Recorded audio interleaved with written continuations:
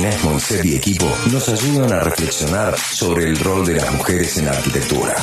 La columna Un día, una arquitecta. Fieles a su instinto, las mujeres arquitectas revelan sus destrezas. Un día, una arquitecta. Detrás de toda gran arquitecta, hubo un hombre firmando sus proyectos.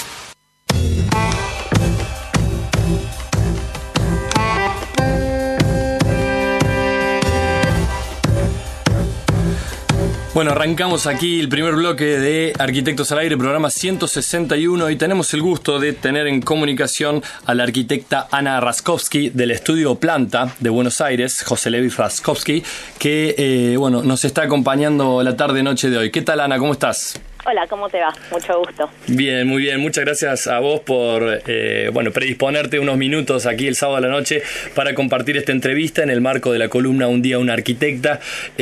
Así que bienvenida al programa. El placer es mío. Gracias por la invitación. Cuando Inés Monset me comentaba en la semana que íbamos a tener posibilidad de contactarte, primero decirte que el equipo está al tanto de tu obra porque es algo que seguimos habitualmente en la Facultad de Arquitectura de Córdoba. Te hemos visto de visita aquí por nuestra ciudad también hace algunos meses, y por supuesto una obra del estudio Planta que conjuntamente con tu madre y otro grupo de arquitectas llevan a cabo allí en Buenos Aires, que tiene una obra de vivienda individual, de vivienda colectiva y una obra comercial que realmente inspira a muchos de nosotros a seguir pensando y formando esta arquitectura argentina en este nuevo siglo. Lo primero, gracias. Gracias a vos. Lo primero que queríamos preguntarte por allí, en términos del estudio Planta, es cómo está conformado ese equipo, quiénes son las arquitectas que lo conforman y cómo distribuyen los roles o qué roles cumplen cada una de ustedes a la hora de emprender clientes, proyectos y obras.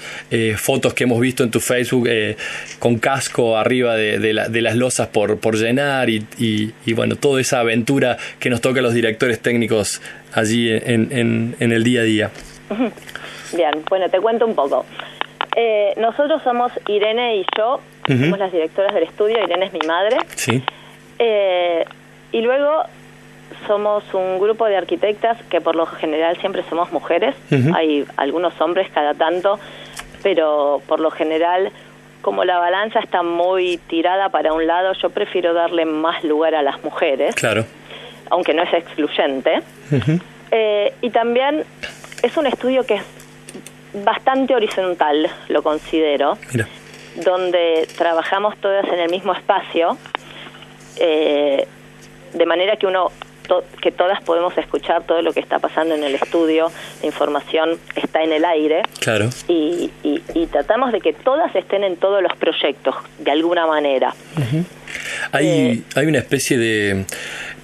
Ahí acabas de tocar un dato que es importante para el desarrollo de nuestro trabajo, y le comentamos a la audiencia que nos está escuchando por Radio Universidad en 580 que en el trabajo creativo hay muchas formas de encarar los procesos de proyectuación, y hay algunos estudios que tienen algunos referentes muy singulares que se encerrarán en su pecera de cristal a sacar ideas maravillosas que luego distribuirán con sus colegas, y otra forma por ahí también muy enriquecedora es la que acabas de comentar vos, en donde hay un espacio de trabajo, se arma un brainstorming, se debaten ideas con los dibujantes que recién entran, con los pasantes y por supuesto con las cabezas del estudio. ¿Qué es lo más rico de esa forma de trabajar?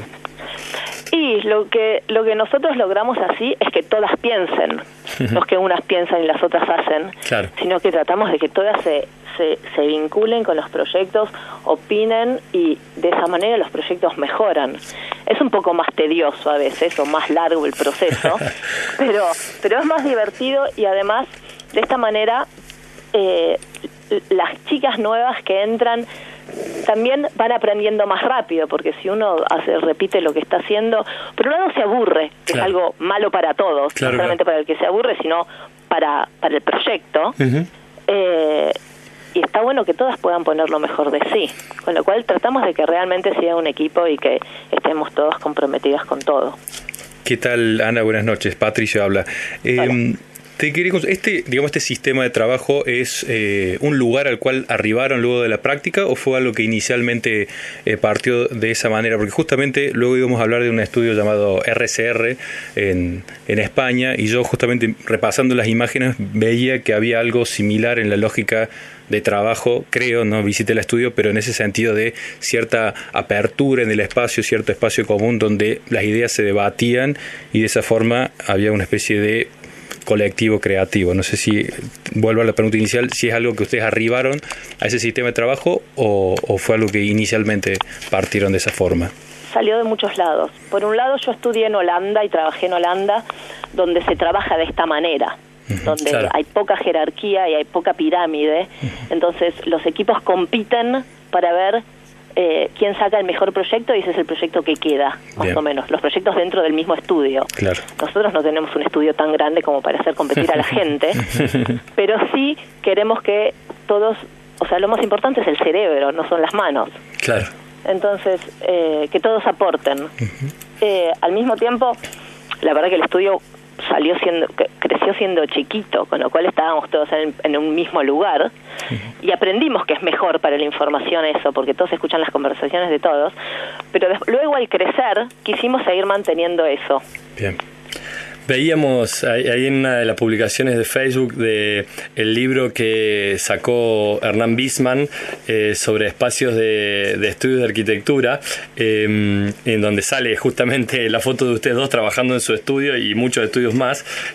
Bueno, hay allí toda una mística dentro de los estudios de arquitectura, entre las bibliotecas y los referentes que están allí en los lomos de los libros, los rollitos de los planos en su anaquel, y por supuesto hoy las infaltables computadoras, ordenadores, notebooks dando vuelta por las mesas de trabajo.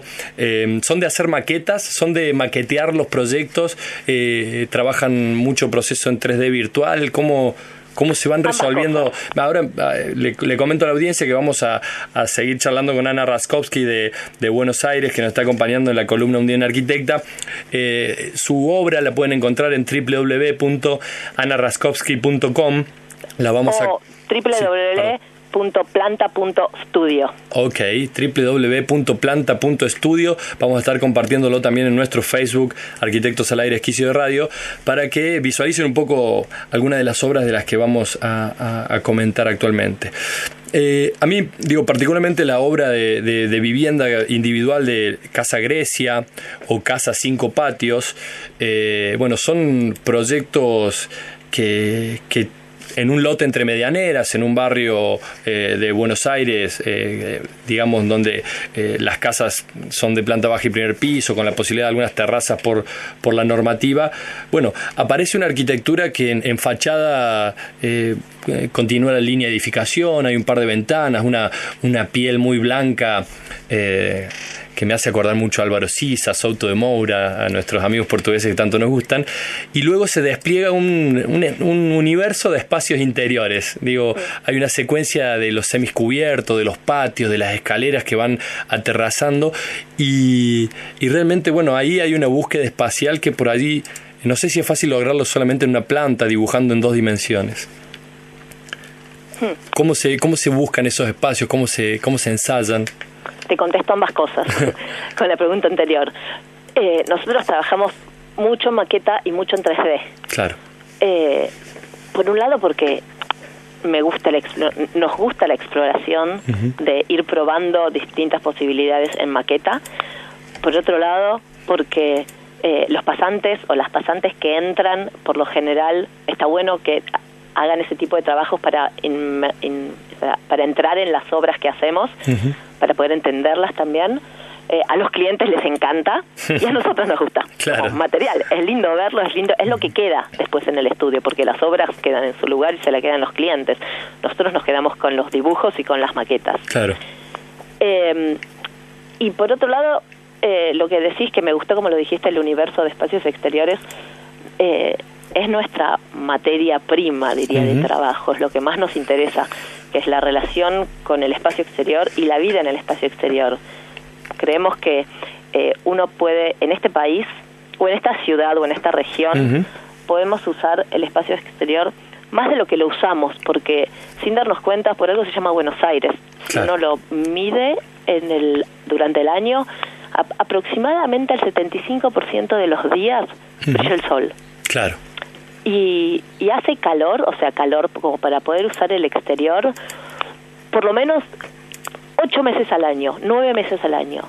Con lo cual, a mí me gusta estar al exterior, a mi madre le gusta estar al exterior, tenemos como una tradición de vida al exterior y es una propuesta de forma de vida que hacemos a los clientes.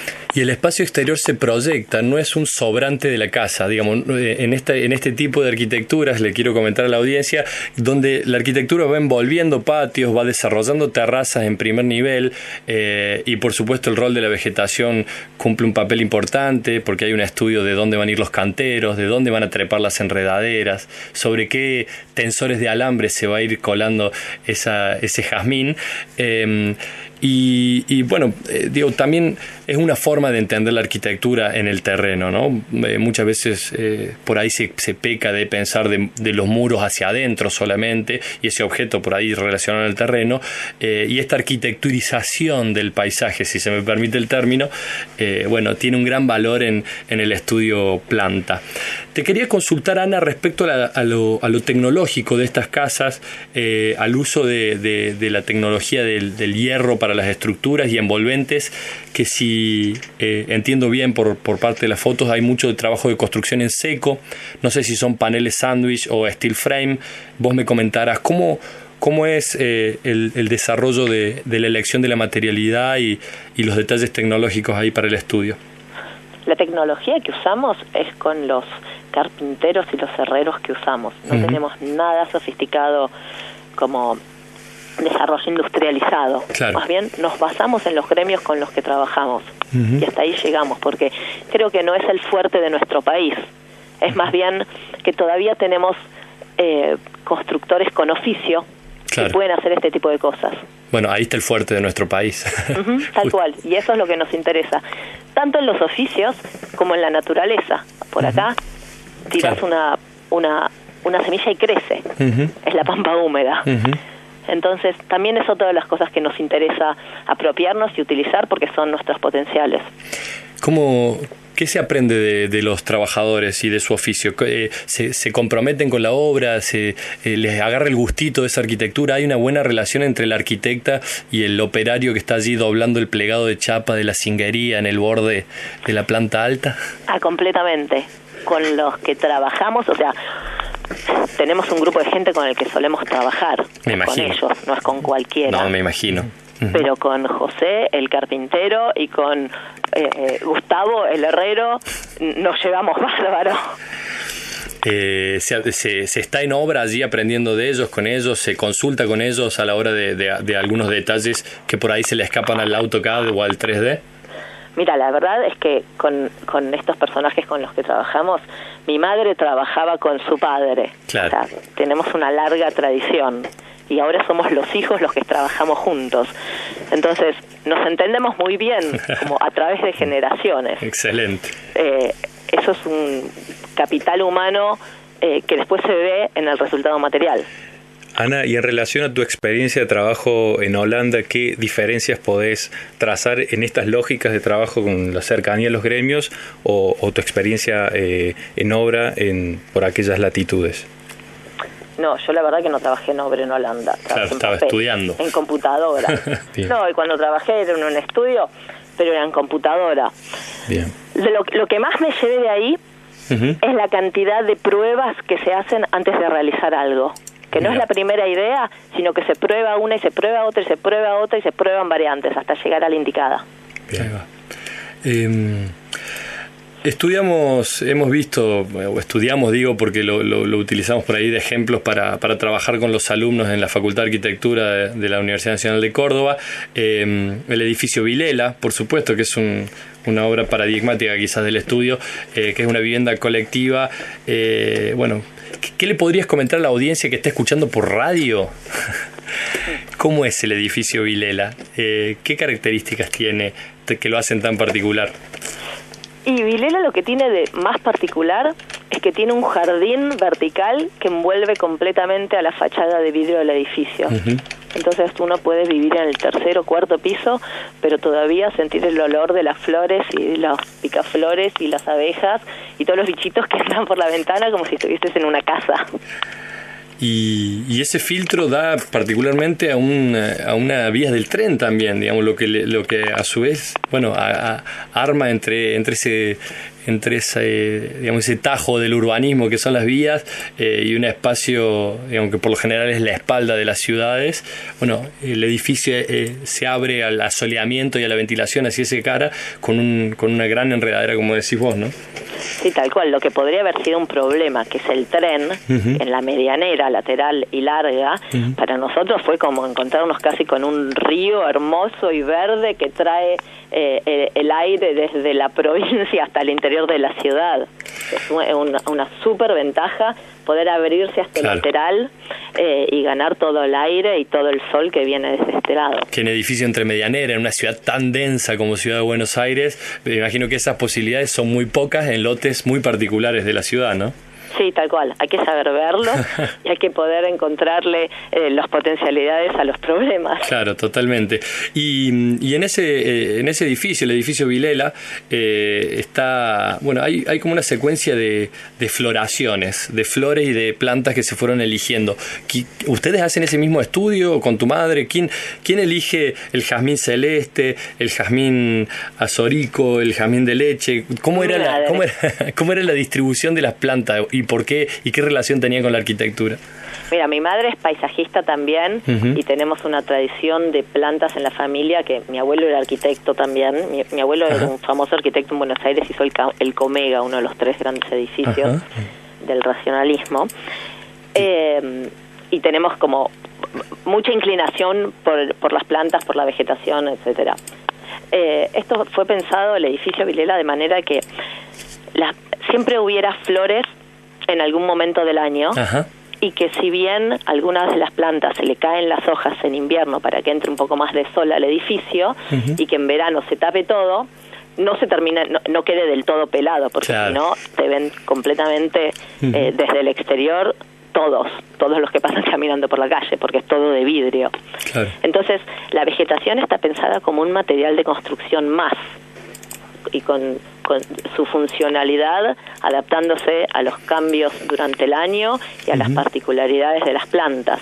Pero nosotros hablamos de la vegetación como si habláramos de un ladrillo, las cualidades que tiene. Totalmente. Es un material más que hay que conocerlo, que hay que saberlo manejar, que tiene una secuencia de vida, como todos los materiales, pero quizás con las 4 estaciones más pregnantes. Y por supuesto el edificio Vilela lo vamos a estar colgando allí en la página de Facebook de Arquitectos al Aire, bueno, para que vean algo de una espacialidad que en Ciudad Autónoma de Buenos Aires, tener esas terrazas con pérgolas en doble altura, unos dúplex, unos espacios interiores realmente muy bonitos, bueno, dan ganas de visitarlo por lo pronto, y si alguna vez nos toca, Patricio, ir a trabajar a Buenos Aires, bueno, alquilarlo por alguna de estas Couchsurfing o Airbnb, alguna cosa así, un par de semanas en el Vilela no nos vendría mal, ¿no? Está bueno, no se van a querer ir. Y recién comentabas de tu abuelo o de tu bisabuelo, que hizo uno de los edificios racionalistas más importantes de Buenos Aires.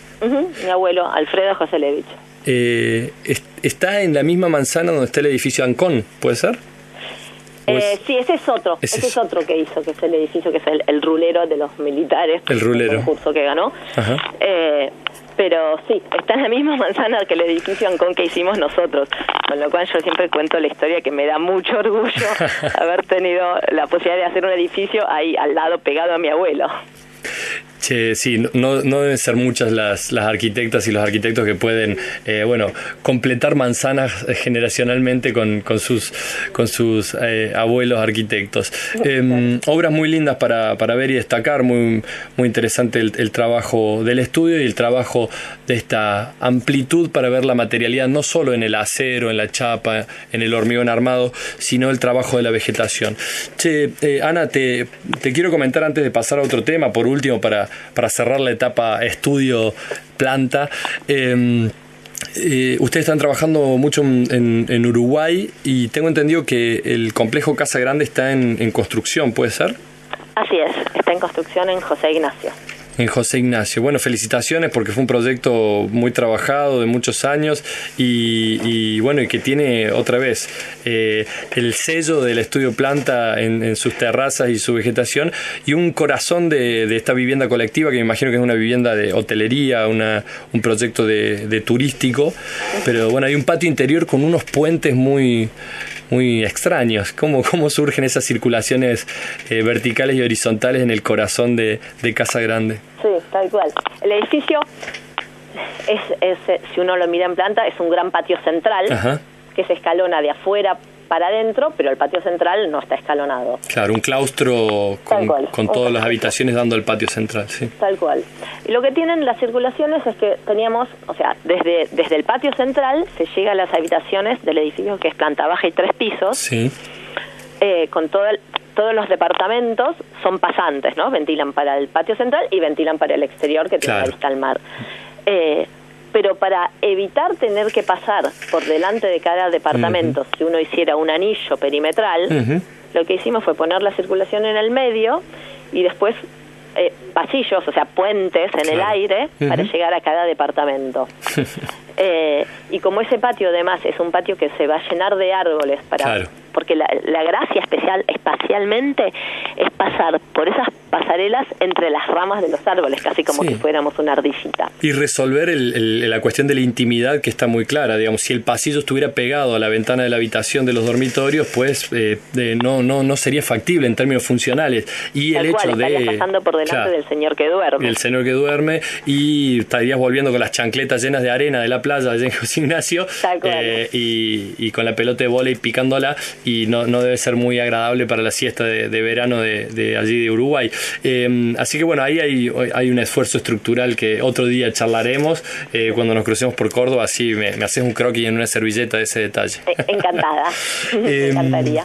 Bueno, estamos disfrutando aquí con Ana Raskowski la entrevista en vivo en Arquitectos al Aire, en la columna quincenal Un Día Una Arquitecta. Bueno, ya agradeciéndole a ella la predisposición este sábado a la noche para contactarse con nosotros. Queríamos seguir con Pato. Sí, nos interesaba que nos cuente un poco la experiencia del colectivo Super Sudaca, cómo surge la vinculación. Bien, Super Sudaca surge en Rotterdam porque fuimos muchos latinoamericanos. Tocó una camada que fuimos a estudiar, a hacer un posgrado en el Berlage Institute, una camada muy grande de latinoamericanos. ¿En qué año? Empezamos, en el 2000 fue esto. Ya. Y al principio no nos dábamos mucha bola porque nos interesaba más la novedad que es lo que estaba pasando en Europa, pero que luego de varias reuniones y varias fiestas, la verdad que lo más divertido era juntarnos entre nosotros, éramos los más fiesteros. Claro, obvio. Tal cual. Pero además nos empezó además de que el lenguaje nos juntaba, porque éramos un montón hablando español. Y hablan cerrado en Rotterdam, ¿no? El holandés es complicado. El holandés es muy complicado, hablábamos todos en inglés, pero estaban los que hablaban latinos, que eran más del 30% de la escuela, los que hablaban en inglés, y después los que hablaban en algún idioma oriental, sea chino, japonés o coreano. Y resulta que nos empezamos primero a contar cómo era cada una de las ciudades donde vivíamos, porque siendo que vivíamos en Latinoamérica y nos era muy fácil comunicarnos, al mismo tiempo no conocíamos cómo eran las ciudades de los demás porque nunca habíamos ido. O sea, Latinoamérica en ese momento no tenía tanta conexión como ahora. Claro. Y nos empezó a interesar sobre todo eso, las diferencias y las similitudes, y cómo unos le dicen dulce de leche y los otros le dicen manjar blanco, pero no es que el dulce de leche es argentino, sino que en Colombia también está, y en Chile también está, y en Uruguay obvio que está, y en Venezuela, así, en todas partes pasaba algo parecido. Y así empezó a formarse entre nosotros como intereses similares, y empezamos a hacer proyectos juntos, y creció, y creció, y creció, y tanto es así que van 20 años casi y seguimos trabajando juntos. Y qué potente el nombre, Super Sudaca, ¿no? Año 2000, me imagino, bueno, plena fuga de cerebros de Argentina en un contexto de crisis muy marcado, la víspera del 2001, y el concepto de Sudaca y de gente que llegó al aeropuerto de Barajas y volvió, era muy conocido por aquellas épocas, y me imagino que también tenía esta cosa como urticante el nombre, ¿no? Somos sudacas, pero somos súper también. Sí, completamente. En el momento y con nuestra juventud y con la situación en el mundo, éramos una especie de guerrilla urbana. Claro. Y al mismo tiempo estaba Máxima ingresando a Holanda. Claro. El país se caía, pero la princesa era argentina. Era bastante extraño. Qué extraño, ¿no? Y ahí el chauvinismo no faltó en aflorar, digamos. La princesa no está ante nada. Por último, y agradeciéndote una vez más, Ana, este tiempo, charlar un poco de lo que fue en este año el debate en torno a la despenalización del aborto, y que tuvo a la marea de mujeres como principal protagonista en las calles de la ciudad, en las plazas, y por supuesto desde los distintos colectivos, desde las distintas actividades profesionales, de distintas ramas, las voces que salieron a interpelar este justo reclamo por el aborto legal en el hospital para no morir, educación sexual para decidir, anticonceptivos para no abortar y aborto legal para no morir. ¿Qué rol cumpliste vos con tus compañeras en ese proceso previo a la votación en el Senado? Mira, esto sucedió que una tarde me llamó una amiga, arquitecta, y me dijo: tengo una amiga actriz que está firmando una carta de actrices para presentar en el Senado a favor de la legalización del aborto, representando a las actrices. ¿Te parece que hacemos esto para las arquitectas? Ajá. Dale. Y en esa tarde juntamos, hicimos un grupito de WhatsApp entre 5 amigas, y a la mañana siguiente mi teléfono explotó de mujeres arquitectas que querían participar, que colaboraban, que ayudaban. Así que en una semana armamos la convocatoria a sacarnos una foto para arquitectas y diseñadoras a favor de la legalización del aborto. Fuimos a la facultad. Hasta de Córdoba tuvimos mensajes diciendo: quisiera estar, agréguenme, nos mandaron fotos. Para photoshopear. Sí, tal cual. Y se armó una movida hermosa, la verdad. Firmamos la carta, muy lindo, como de repente pensás que estás sola. Es claro. Pero una causa común que une a todas las mujeres. Bueno. Y eso siguió, además. Eso empezó con la carta, y siguió como por distintas ramas y por distintos motivos de Mujeres Arquitectas Unidas. Me parece que procesos imposibles de revertir y que seguramente seguirán creciendo como han sido todos estos años entre la visibilización de la violencia de género, el trabajo en torno del aborto y por supuesto todo lo que nos ayuda a pensar y reflexionar desde lo individual y lo colectivo, ¿no? En términos de la ciudadanía y del trabajo. Damos como ejemplo, y es un gusto para nosotros tener una columna de Un Día una Arquitecta aquí en el programa, que también desde hace varios años visibilizando el trabajo de ustedes a lo largo de la historia y en el presente, que muchas veces fue invisibilizado y quedó tapado por grandes nombres de patriarcas que hoy son los que estudiamos en los libros de historia, y que seguramente hay otra forma de reconocer y conocer la arquitectura del pasado y el presente. Y gracias. Yo creo que esto está cambiando y va a cambiar. Ya la próxima generación va a ser completamente diferente. Estamos en eso, seguramente. Sí. Gracias por el espacio. Felicitamos a Ana Raskowski por su trabajo. Muchas gracias nuevamente por esta entrevista. Te mandamos un fuerte abrazo. Un beso y gracias a todos por escuchar. Hasta la próxima. Seguimos hasta las 22 aquí en Arquitectos al Aire. Arquitectos al Aire, un programa con buenos cimientos, con buenos cimientos, con buenos cimientos, con buenos cimientos.